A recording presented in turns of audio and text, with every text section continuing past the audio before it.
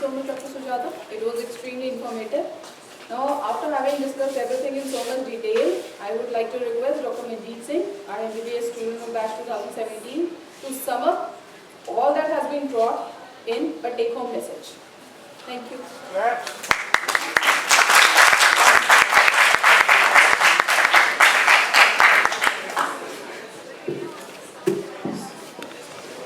Good evening to the HOD of Department of Microbiology, my senior professors, and all my friends present over here.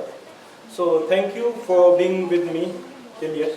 So I am here to discuss the top yield points that we must take up with you now. So firstly, we'll talk about hand hygiene, and it's no doubt that hand hygiene should be better understood and practiced in all healthcare facilities through a series of interventions.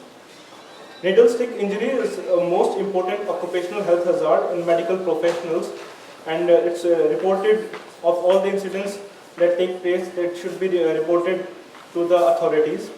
In light of the hazard of the healthcare associated infection and pandemic increase of the multi-resistant pathogens, the prevention and control by implementing infection control strategies in a structured and systemic manner are becoming increasingly important in order to assure patient safety.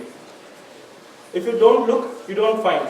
So we have got some of the researchers that have been suggesting that a simple infection control procedure such as cleaning hands with an alcohol-based hand rub can help to prevent these infections. They can save lives, reduce morbidity, and minimize healthcare costs. The routine educational intervention for healthcare professionals can help change their hand washing practice to prevent the spread of infection. And in support to this, WHO has produced guidelines to promote hand washing practices among member countries. Example of the best practices of the healthcare provider include careful insertion of the catheters, the maintenance and prompt removal of catheter, as well as the careful use of antibiotics.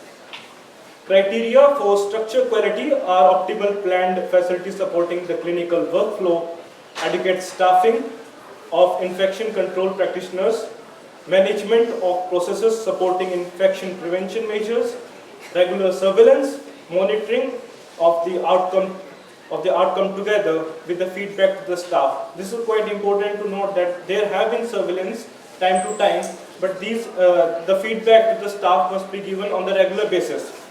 Finally, any healthcare facility must be prepared for acute crisis such as outbreak management or management of critical incidences related to these infections. With the increasingly educated population and widespread dissemination of information via social media and events like these which we had today, there is a window of opportunity for good science to derive community of patient-centered approaches to reducing this infection and protecting patient safety. It is without doubt that hand hygiene is a cornerstone of any infection control area of this. So now, thank you for this. But at last, I would like to quote just a line I would like to quote. That is,